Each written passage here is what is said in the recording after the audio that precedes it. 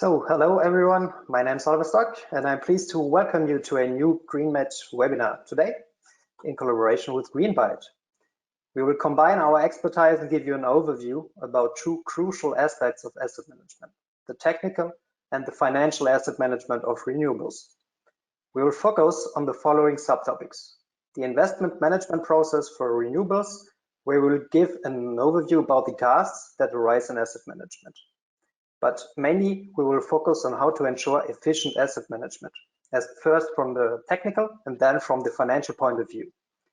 We have already received interesting questions during the last days, but you can also hand in your specific questions now during the webinar directly via the tool. We will give our best to answer as many questions as possible, but please accept our apologies if we are unable to respond to each question. Now, let me introduce you to your experts for today. Christos Kaidis, Technical Sales Engineer at Greenbyte. Hi, Christos. Hi, good afternoon, everybody. Thanks for joining.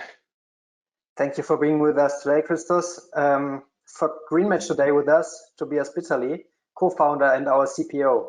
Hi, Tobias. Many thanks for joining. Hi, thank you, and welcome, everybody. Yeah, we start with an overview about the investment management process of renewables from the investor's perspective. So it starts with the screening, which aims to obtain the broadest possible selection of projects. The key for this is to maintain a clearly specified external image, which should be aligned with the previously defined investment strategy. We come then to the pre-evaluation, which is mainly about the quick evaluation of relevant projects, in order to select the pertinent projects for which the investor will send an indicative offer to enter into a detailed evaluation phase. This detailed evaluation phase corresponds to the next step of the investment management process, the due diligence. There it comes to risk assessment and structuring, negotiation, and best case to the investment itself. Once the project has been successfully implemented and started operation, we arrive at the step which will be in our main focus today, the asset management. Asset management of renewables consists of tasks regarding technical performance, financial performance, stakeholder management, and of course, reporting towards management and investors. At this point, I will start with the first poll. We would like to know where our audience has currently the main focus. So I would highly appreciate if you could participate in this short poll. So are you mainly focusing the technical performance of your assets, the financial performance, the stakeholder management, or the management and investor reporting? So we take just a few seconds in order to have enough replies for interesting reply selection. Right, thank you. As we can see, most of you focus mainly on the technical and the financial performance, but investment and management reporting are also crucial to you. Thank you for your participation. Now we come to the tasks in asset management. As you can see, we divided these in three categories. So the next slide. Yeah, thank you. Regarding the financial performance, we usually divide them in two parts. Accounting is more about the past, and the financial part is more about today and the future. Due to the versatility of the tasks, the asset manager has a large amount of data to overview. This data should be linked via interfaces. Perhaps the greatest challenge for the asset manager is to maintain an overview and work as efficiently as possible. Therefore, digitalization offers many opportunities. But before we start to show you efficient working methods, we will run our second poll. This one will be about your current key challenge. So we will start it right now. So is your current key challenge about the large amount of data in asset management? Is it about a general increase in complexity? Is it due to diversified portfolios? or maybe the standardization and the linking of tools. Once again, we will wait a few seconds. Just take the chance and participate, please.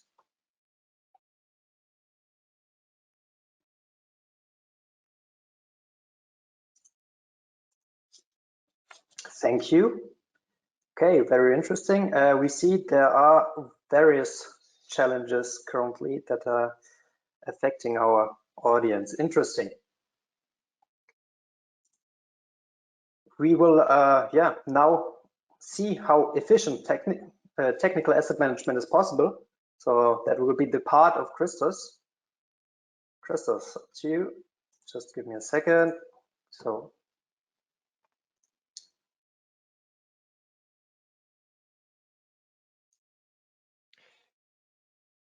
Yep, you should now be able to see my screen. And before we go to the platform, we'll start with a small introduction. First of all, thank you very much, everybody, for being here. And thanks to the Greenmatch team for inviting me. So we're here to talk about asset management. And I thought that there couldn't be a better way to start from the very root of it by using the scope of asset management as defined by the Institute of Asset Management. And what you see here in the very bottom of this visualization of this mapping of the different elements of the scope is the asset information. So the cornerstone for both the decision making and the life cycle delivery is coming through the information collected by the asset, it being the static information, the asset properties, but also, and more importantly, the data coming from the asset. And we see more often than not that the data available or the format available is the one dictating the decision-making process, while it should be exactly the other way around. You should be control, and having the decision-making process in place should be the one defining the amount and the kind of data, the kind of asset information that you will be collecting and processing from the assets.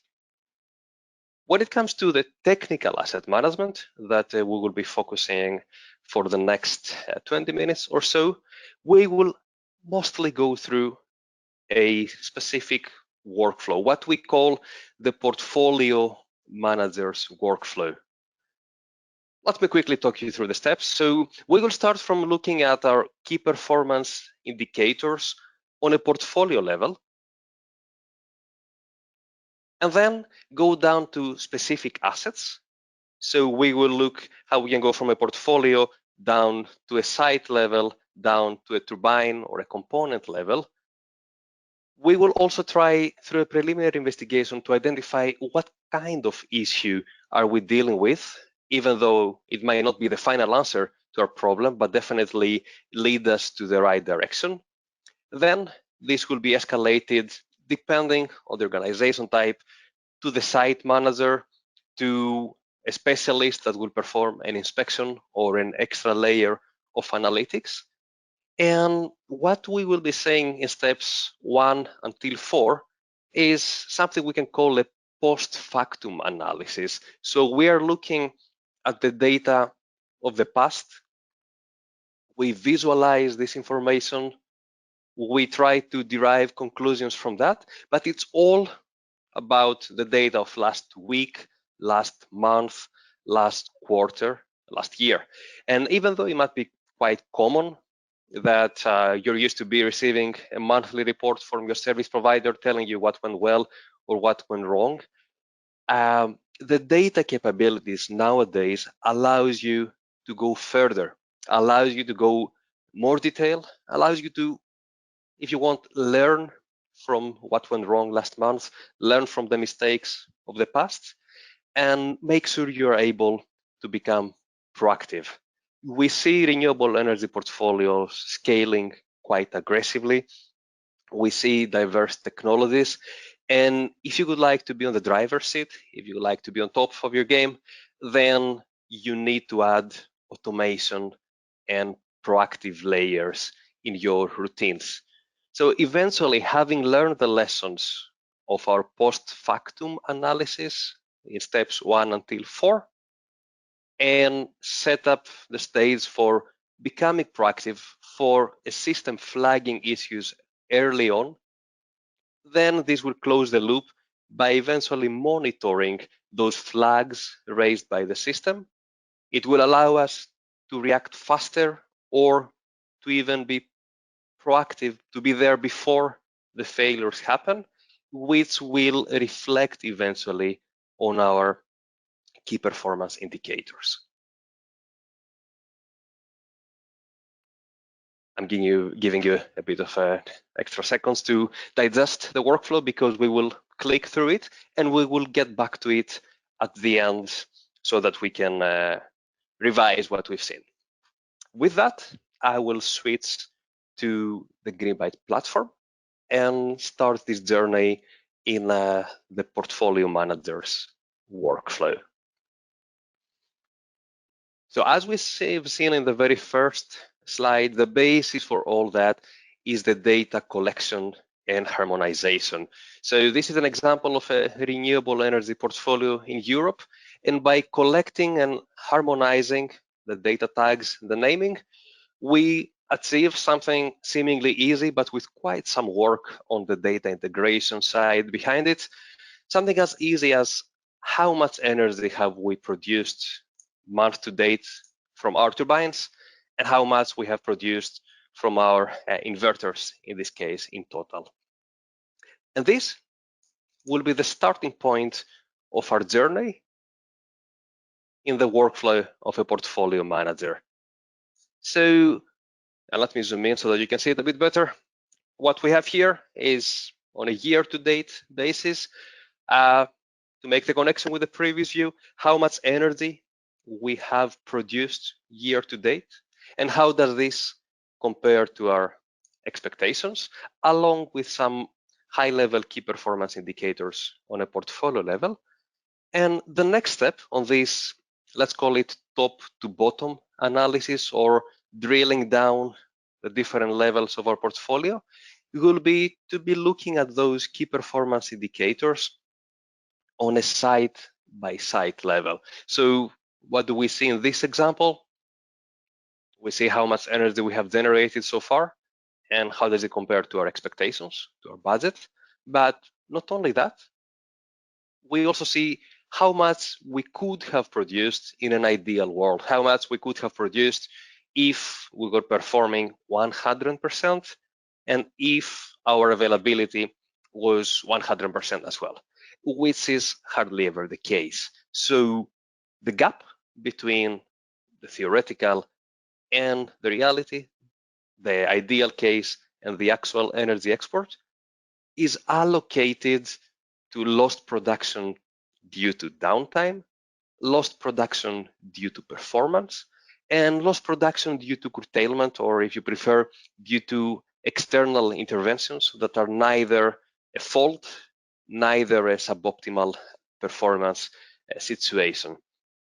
And by sorting on those KPIs, that will lead us towards the next step, that will allow us to focus on a specific asset to investigate further, either by looking at KPIs on an absolute lost megawatt hours fashion, or by looking at KPIs in a normalized fashion, like the more mainstream, if I might call them, like time-based availability or performance index. So by clicking on the wind farm we would like to focus on, that will bring us on a wind farm dashboard. So that will give us key performance indicators on an turbine per turbine level. So we went from portfolio to specific wind farm, and now from a wind farm level, we start looking at the key performance indicators per turbine, and we are trying to answer the three short questions: what, where, and when. So by what, is it more of a downtime issue we're dealing with, or more of a performance issue, where, with specific asset, with specific turbine. And when it comes to when, looking at those KPIs over time, we can identify which month in the period of, let's say, last 12 months we're looking at, we have been suffering, if I might use the expression, the most losses. Drilling further down, both in terms of downtime on the left-hand side of our screen or performance losses on the right-hand side of the screen. Focusing on the left, so starting with our downtime events, which we can visualize as a timeline. Okay, we have losses due to downtime. Now we're trying to identify what kind of downtime are we dealing with. And in order to draw conclusions on that, what we can do is cluster the downtime events based on different approaches. So we can very easily identify the frequency rate of its specific fault code in our turbines, together with the total downtime that this specific fault code has resulted to, and the total lost production that this specific fault code has generated to our wind farms. From a service contract management perspective, we can allocate those events to our contractual categories. So if it's manufacturer's liability, if it's an environmental or a utility related event, or other visualizations, again, depending on the standpoint of each one. If we're talking about a portfolio manager, it might make sense to normalize all the events across different technologies into the IC 61400-26 guideline, as we see here, or from a reliability engineering perspective, if you prefer, we can allocate those downtime events to specific components or sub-components of our wind turbines. What we have done here is utilizing the RDSPP wind turbine component taxonomy, allocating the events to the specific components, and using a similar type of aggregation in terms of frequency, how much time we've lost and how much downtime we have suffered because of the specific events. This is on the downtime side of things.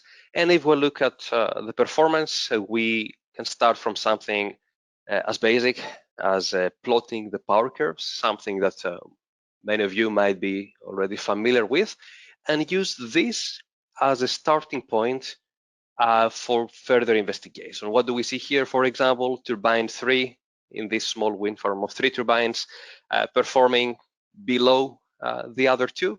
And the same way we went from a portfolio to a wind farm and from a wind farm to a wind turbine level, we will go to turbine number 3 and have a closer look on how turbine 3 has been performing using some smarter visualizations or some more applicable tools, for example, a colored scatter per week, or looking, for example, at the performance per wind speed bin and per sector. Like what we see here, the performance seems to be lagging behind from the southwest compared to the southeast wind direction.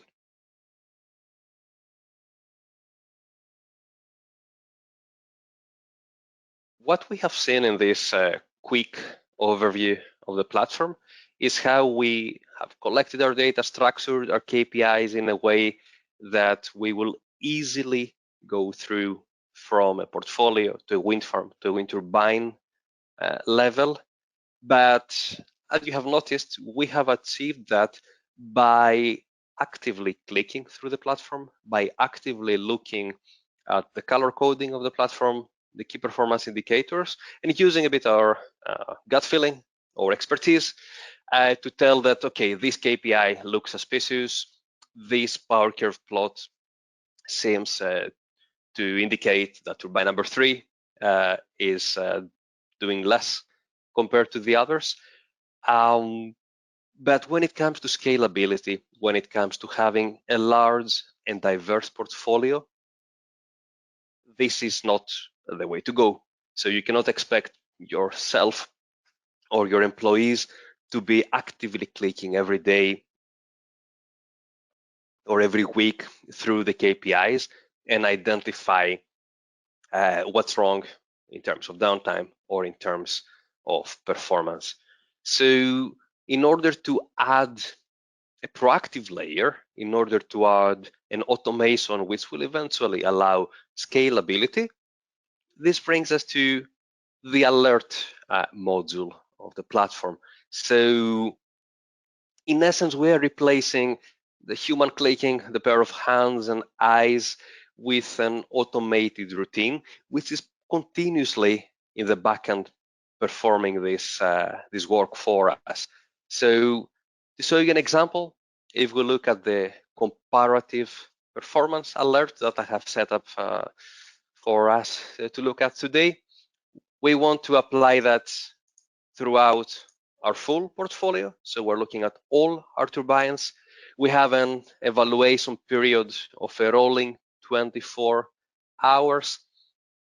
And what we are after is for turbines that are not stopped, obviously, otherwise we wouldn't be evaluating the performance.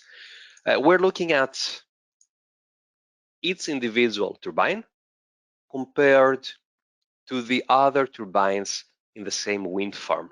So we are comparing for a rolling 24 hours the difference between the performance of a single turbine and the average performance of the other turbines in the wind farm. And if one turbine is underperforming more than 10%, this is defined by the user. So you could as well define it to be 5%. Then this will trigger an alert. This will trigger an alert in the platform. This will notify you via email or mobile app, whatever you are more familiar with, whatever you prefer to use in your working routines. So with the alert tool, we are actually automating the click-through process, the post-factum analysis we've seen before, with the two significant elements. One is the automation bit, and also the second element is the continuous evaluation. It's not about expecting a weekly report or a monthly report. This is happening on a rolling 24-hour basis, which allows you to act faster. One could argue that this is still a post-factum analysis, but it's a big difference having it on a 30-day interval and having a 24-hour rolling evaluation. Now, comparing a value to a threshold or comparing turbines to each other, it's still very useful. But of course, it doesn't go much further than linear mathematics, and there is much more than that. So when it comes to a component temperature, you can do something as simple as comparing a temperature to a threshold, but this still might provide you the information you want a bit too late in the game. So that brings me to the next and more advanced practice when it comes to early detection of component failures, which is actually utilizing machine learning algorithms for very early detection of failures. I will spare you the technicalities. We're talking about artificial neural network model, which is in essence simulating what the healthy behavior of a component is supposed to be based on historic data. And then it could be continuously comparing the result of the algorithm with the actual component, with the actual component temperature. And when there is a deviation of a specific pattern detected, it will raise a flag.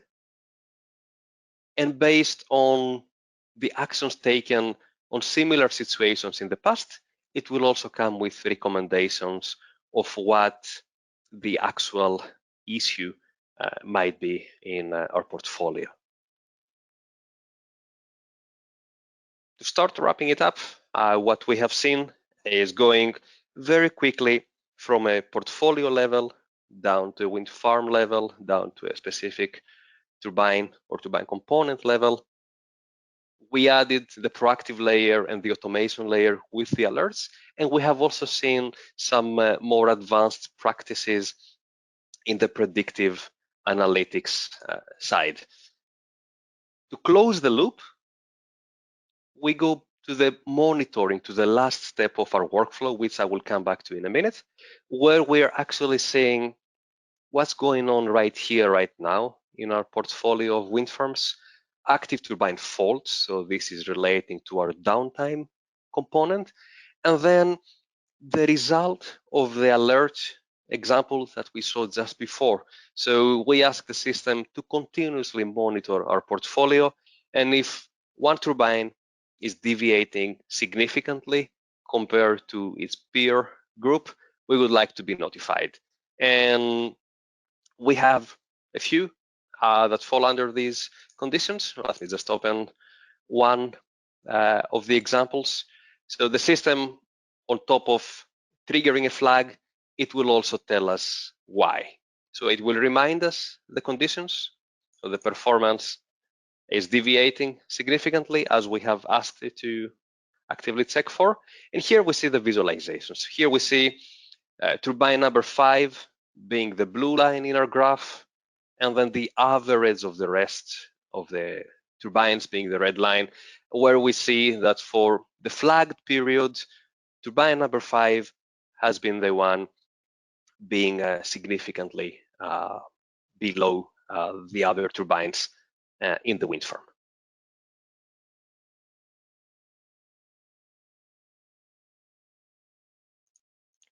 So if we go back to our starting point, this is the workflow we saw before the platform demo, and the one we are concluding this technical asset management example. So we started from our KPIs on a portfolio level. We navigated horizontally and vertically, if you want, in our portfolio. So we went from a portfolio down to a wind farm, wind turbine level. We identified downtime or performance issues, and that brings us to eventually, when we have cornered the problem, to an escalation. What do I mean by escalate?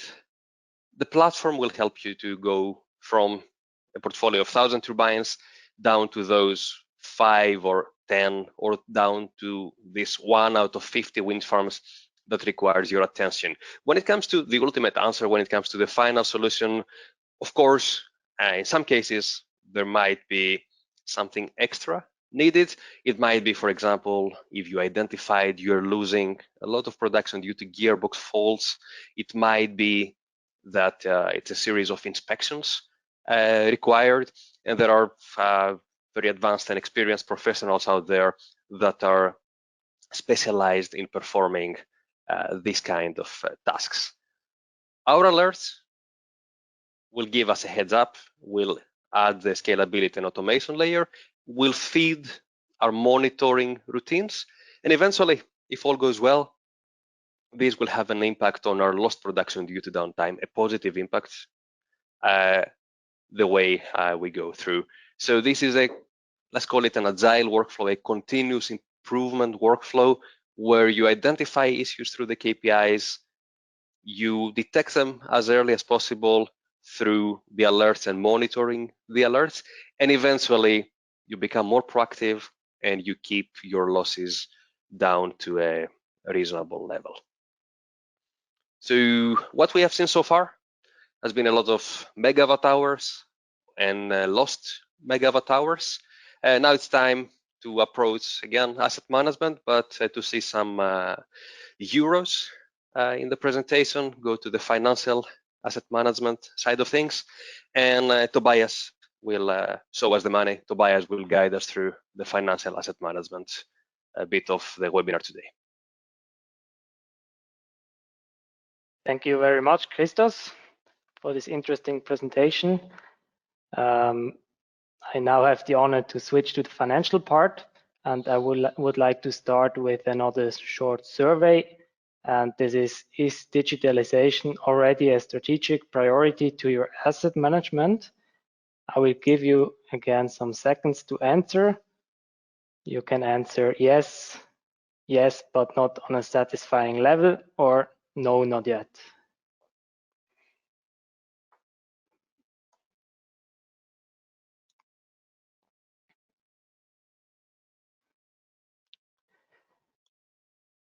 Thank you. I can see most of you, for most of you, it is already a strategic priority, but I can also see that you're not all satisfied.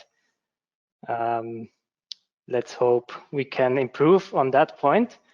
And I would now like to dig deeper into the financial part. I would like to start with the goals of the financial asset management part.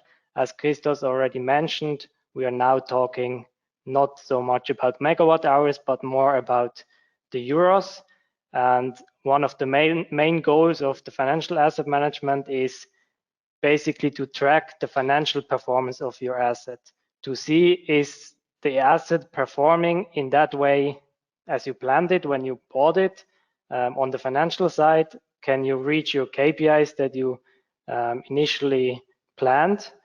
Also, it's really important to optimize your equity distributions to see when can I make which distributions in order to prevent future liquidity gaps. Another big part of the financial asset management, of course, is the reporting for all the stakeholders. You usually have a lot of different stakeholders that want to see different reports, and there it's really important to have a good data base to create all those reports. And in the end, it's also important to provide accurate data for the financial forecasting to really be able to plan the future cash flows of your investments. Now, what is important to do that efficiently? Most importantly, it's all about the comparability, the reliability, and the continuity of data and results. So it's really about get your data in a as standardized way as possible. And for that, we have some tips that we saw with our clients, what is important to achieve that. One important step, it's usually the first step, is that you have a clear assignment of tasks between the transaction and the asset manager, because the asset management actually starts already before the transaction. It gets a lot easier if the transaction manager already sets the project up in a way that the asset manager can reuse.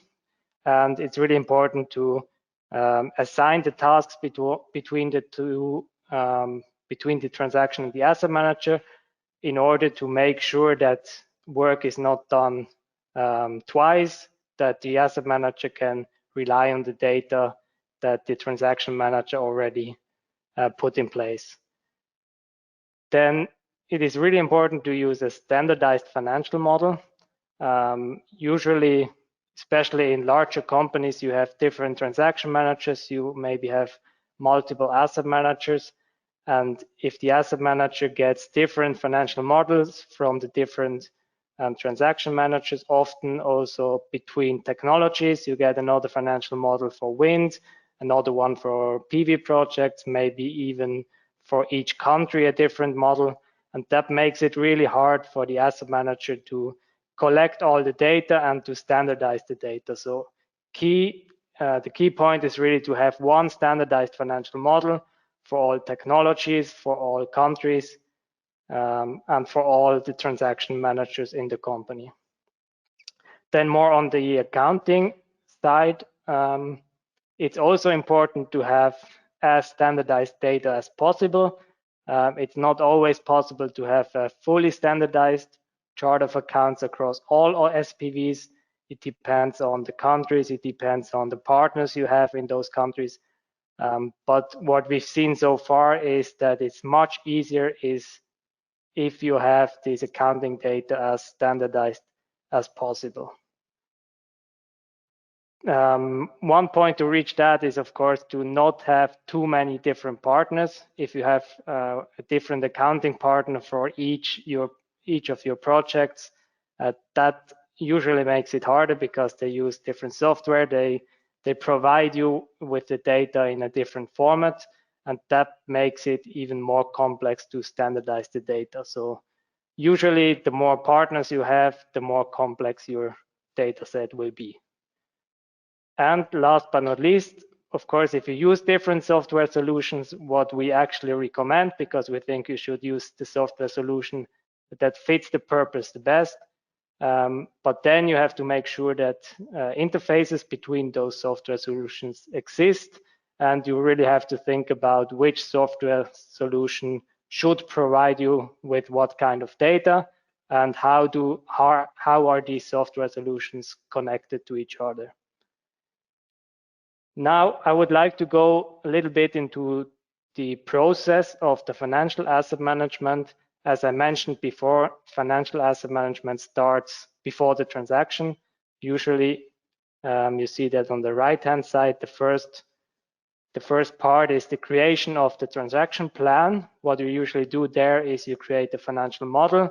You model all the assumptions of the project for the full lifetime of the project, and you try to evaluate the project, to find the optimal asset purchase price, to financially structure your project, and to in the end to get the price you're able to pay for this project in order to still reach your expected return. So basically, that is the base for your financial asset management, that you have this transaction plan. Then if you actually bought the project and you get actual data, let's assume that we have the project, it's 1 year, then we start collecting first financial data about the project. So we get actual data from the accounting partner usually, and we start to record these actual figures. Compared to the technical part, we actually don't need daily or hourly or even 15-minute data maybe, but for us we usually start with monthly data, because you don't have daily data on accounting level available usually. So what we take here is more like a long-term approach to really observe the project in the long term, and not in a real-time way. Then in order to calculate most of the financial KPIs, you most often need a financial plan from transaction until the end of the project. For example, if you want to calculate the return, the IRR of an investment, you always need data for the full lifetime of the project, because you have the investment in the beginning at the transaction, and then you have positive cash flows in the future. So even if the project is already running for, let's say, 10 years, you still need this past data in order to calculate the IRR of your project. In order to reach that, it is important to create this combined financial plan as signaled here. So basically, for the past, you have your past data that is coming from the accounting. And for the future, you again have to make a plan.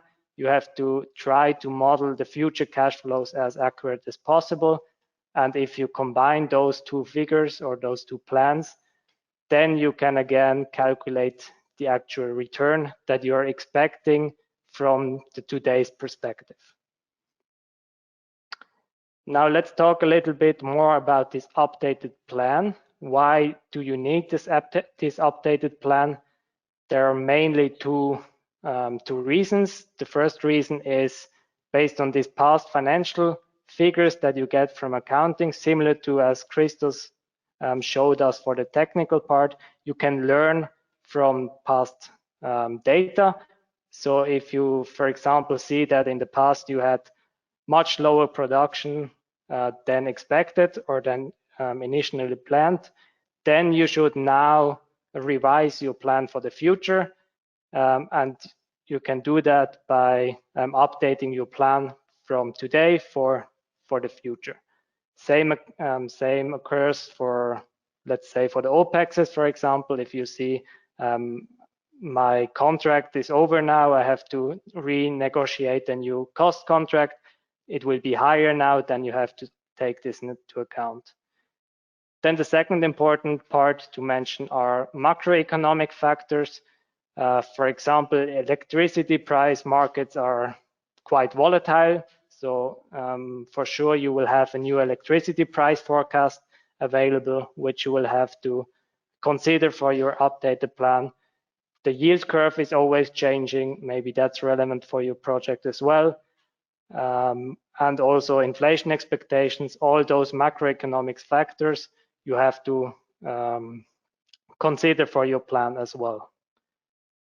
And in the end, this combination between the actual figures and the updated plan for the future, this is always the best estimate for the actual achievable IRR, internal rate of return.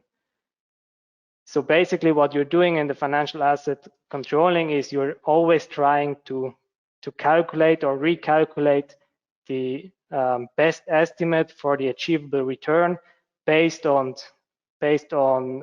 past data, past financial data, and this updated plan for the future. And the second point you can do with your updated plan, that's the impairment, the revaluation of your project. So basically, on each point of time, you can reevaluate your project and you can calculate the value of the project as of today. And you do that by using your updated plan for the future and try to calculate the value it has today if you would sell it at a certain hurdle IRR today. Now, I would like to step into our software Greenmatch to show you how this process can look like in our software. I will start with our valuation part. Our software mainly contains different modules. The first module is this valuation part, which is all about financial planning for the future. Then we have the asset controlling part, which is about combining past data with future data, and the portfolio part where you can aggregate multiple SPVs on the portfolio level. So let's go into detail of my example project here. I brought a wind farm in Germany. It's a 2 megawatt wind farm. What we do first here is we want to create the transaction plan. So basically the transaction manager now inputs all the assumptions he has before the transaction. Maybe he has a yield assessment, so he can add this wind turbine. It has a power of 2 megawatt. It has a potential production of 6,000 megawatt hours. In this case, he can also add, for example, the availability of 95%, the monthly distribution, and in the end, he gets the expected production over the whole lifetime of the project. So basically, where Greenbyte ends with the megawatt hours is where we start from the financial part. What we do now is we based on the production, we try to simulate the returns you can expect.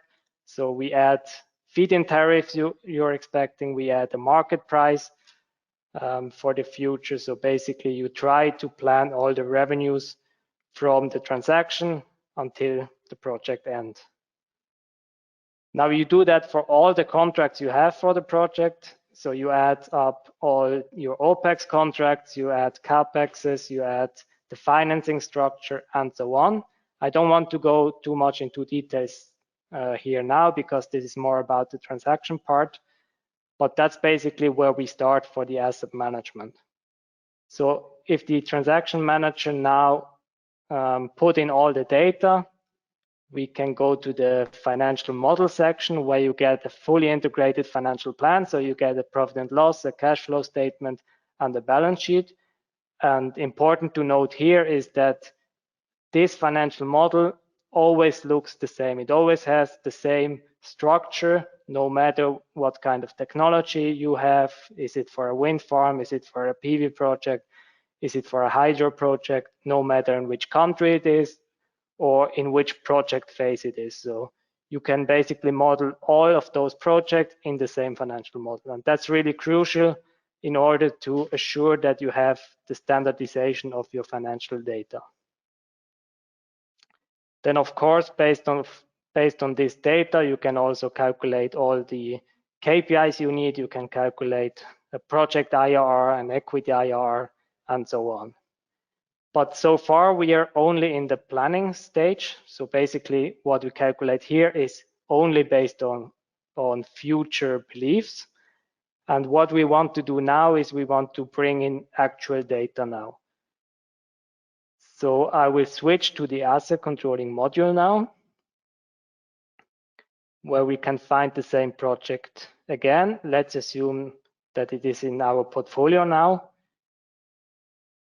In the asset controlling section, we have different modules again. We have the management summary, we have different reporting sections, and we have the ledger management. That's where I want to start now, because this is the interface to the accounting data.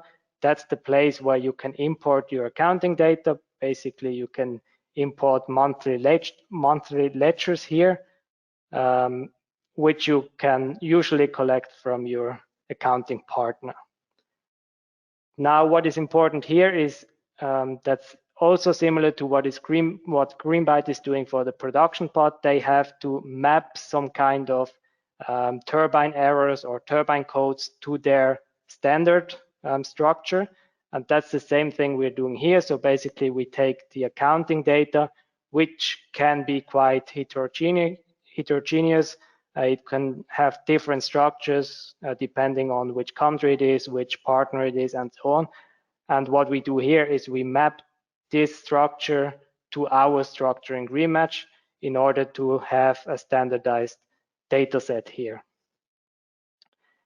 After we've done that, we can again calculate the full financial model. So basically, we can again calculate profit and loss, cash flow statement, and balance sheet.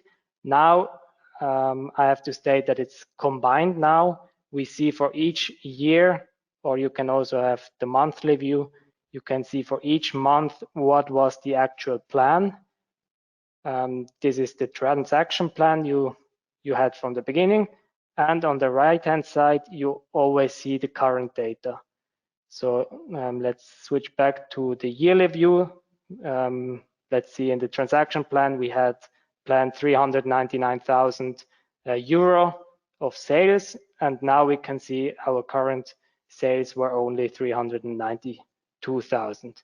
So basically, we now have the data set, which we have this combined data set between the transaction plan, the current data, and as we can see here, for the future, in 2021, we have the forecast data, which is combined for the actual data until March, because we only have actual data until March, and for this updated plan for the rest of the year. And for the future, we then use this updated plan we spoke about before. So basically, this is all the magic we have to do. We have to standardize all the data we have in order to be able to report the data in a standardized way. Now let's switch to the live-to-date section. Basically, this is a good overview of the project, how it is actually doing over the long run. So what we see here is, let's start again with the production. You can see the production for the past years. The actual data is the dark blue bar, and the light blue bar was the initial plan we had. We could now actually show the forecast as well. The forecast here is our updated plan, which in fact is now still the same as we had when we made the transaction plan. And now we can immediately see that this might not make too much sense, because we now have 6 years of experience or 7 years of experience where we can see that our actual production was lower than what we planned. And right now we are planning with the same production as we planned initially. So maybe our current estimate for the return figures might be too high. So what we can do now is, based on this past data, we can actually update your plan. That's what I've done already. For that, we can go into our valuation section as well. And now we can add a new plan here. I've done that already. This is the actualized plan based on March 2021. So let's switch to the production section where we can see our initial plan was 6,000 megawatt hours. Now, if I change to the actualized plan, we can see that I now assume it to be 5,500 megawatt hours. So what I can do now is I can update all those values for my updated plan. And let's go again back to the asset controlling section. I can now switch my actualized plan here. I can now say for the future, I want to use this new plan, this actualized plan. I can choose it. And if I go back to the live to date section and activate the forecast, I can now see that it is much more aligned with the past data, and maybe this is the best or a better estimate for the future than before. And in the end, in the management summary is where everything comes together, and all the investors are usually interested in the returns. That is, in the end, how attractive an investment is. And here we can, for example, see how is our best estimate for the equity IRR evolving over time. So for example, here we see our initial planned equity IRR in the transaction plan was 6.3%. Now, based on the actual data and this new updated plan, it actually is 5.7%. So it is expected to be a bit lower than initially planned. And now we can also show where are those deviations coming from. We see that we had a lot less sales, or we are expecting less sales over the whole time period. So this will have an impact of -1% on the equity IRR. We can do the same for the OPEXs. We see we had a little bit less OPEXs, which actually has a positive impact on our equity IRR. And to sum up, this is a little sneak peek of what is possible if you standardize your data.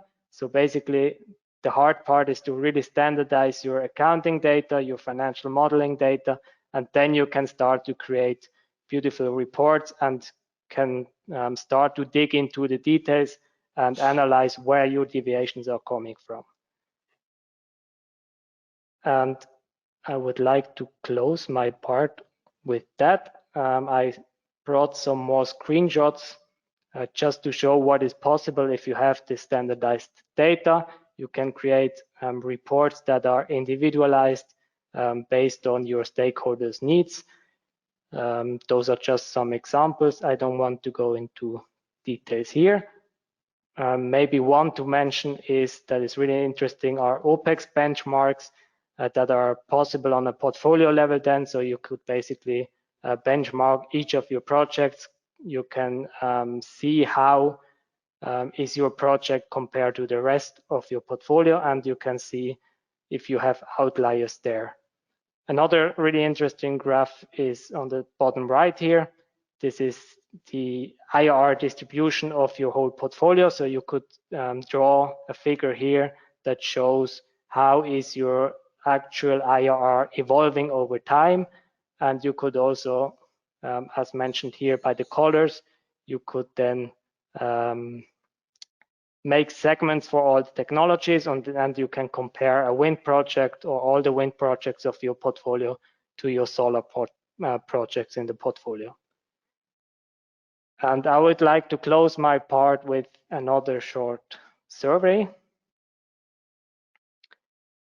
which is, with which reporting system used in your company are you already satisfied? You can choose between or you can choose multiple between technical performance, financial performance on SPV level, financial performance on portfolio level, and none. I will give you a few seconds.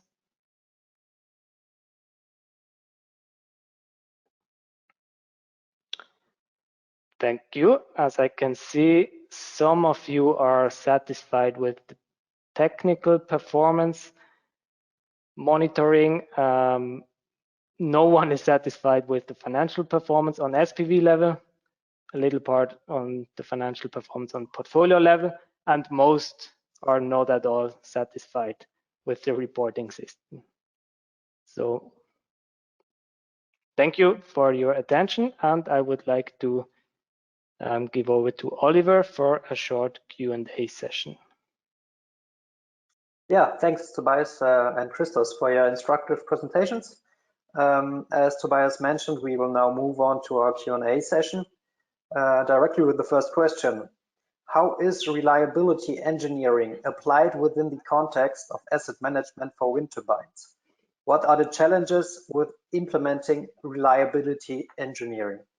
I think that goes into the direction of Greenbyte. Christos. Yeah, sure. So it's definitely part of the scope, and we briefly touched upon it during the presentation, where we categorized the downtime events to the RDSPP taxonomy, to the turbine components. So from a statistical approach, that would be an element, but of course there are more detailed analytics there. And when it comes to challenges, like in many other cases, it's a bit of a cost benefit or effort benefit exercise, meaning that if you want to go down to subcomponent level, unavoidably you might have to add qualitative information, which might result in manual work. So how much extra information will you get if you know it's the subcomponent of the gearbox failing, or is it enough to talk about gearbox failures or failure rates and structure your business model accordingly? So a challenge I would see is the trade-off between level of detail and amount of qualitative information and manual work there. All right, thank you. The second question is power or weather forecast useful or supportive input for efficient and successful technical and financial asset management? Yeah, interesting for both experts. Let's start with the technical part. Yeah, so when we talk about the technical operations, even if we identify an early fault, when we're going to intervene is also a critical decision. So definitely having an accurate weather and production forecast will be one of the criteria for making this decision to go, simply speaking, to go out on a less windy date. Yeah, and from the financial perspective, it's for sure important in the short run to maximize production or maximize the revenues you can collect. For the long-term financial perspective, it's not that relevant to make forecasting because, yeah, in the financial planning, you're usually on a monthly or quarterly level, and you cannot yet predict wind or, yeah, at least wind for the next quarter, I would say. Right, thank you. The next question is, what are the challenges in data harmonization and how do they differ between wind and solar?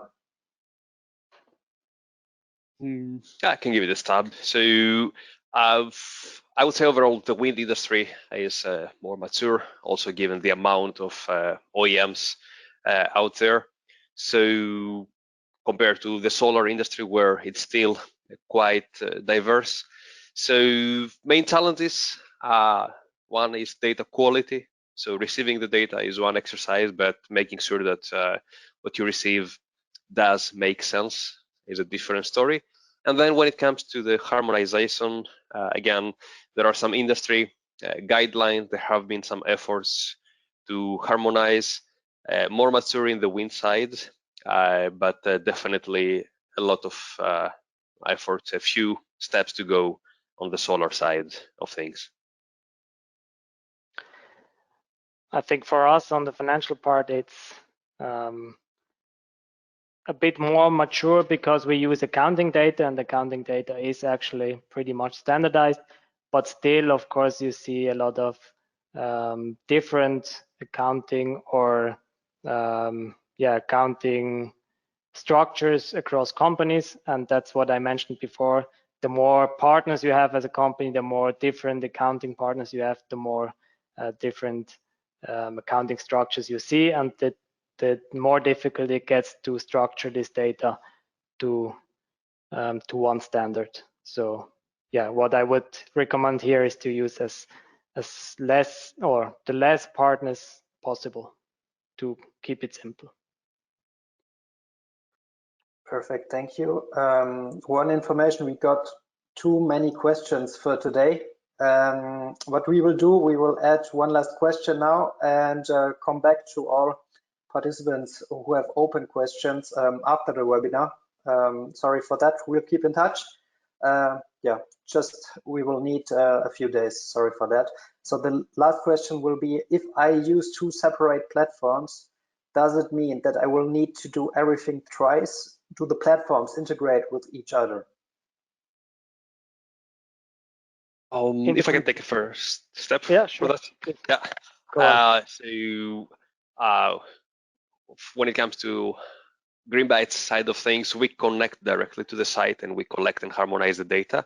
And exactly because we identify that there is not a one-stop shop, not one platform fitting all the needs for stakeholder, financial and technical asset management. That's why we also expose this information via our API in order to make it easy and transparent to feed other platforms, it being a financial platform or being a specialized platform of different kind of analytics, or being your in-house system, whatever that might be. So we make sure everything is available in the API so that whatever action you perform in one system is replicated to the other. You don't have to export, import, download, or anything like that.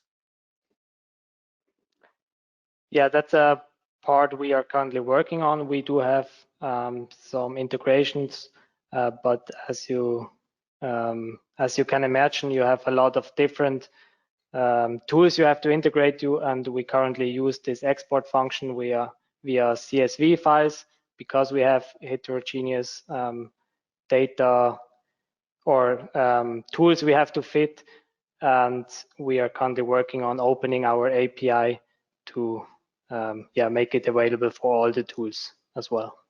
And on the other side, on the input side, where we have to collect the data from accounting software, there it really depends on the software our clients are using. If they have an open API, it's possible to collect the data directly. If they don't, then you have to find another way. All right, thank you very much, Christos and Tobias. So we have reached the end of our webinar. I hope you enjoyed the time with us. You can give us your feedback in a few seconds by filling in our feedback form. It will be opened automatically in your browser. We would highly appreciate your participation. It really just takes 1 minute. A special thank you to Christos and the whole Greenbyte team for our collaboration. And thank you to our audience for your interest, participation, and all received questions. We'll keep in touch. See you soon for another event. Stay healthy and stay safe. Thanks, everybody. Bye. Thank you. Bye.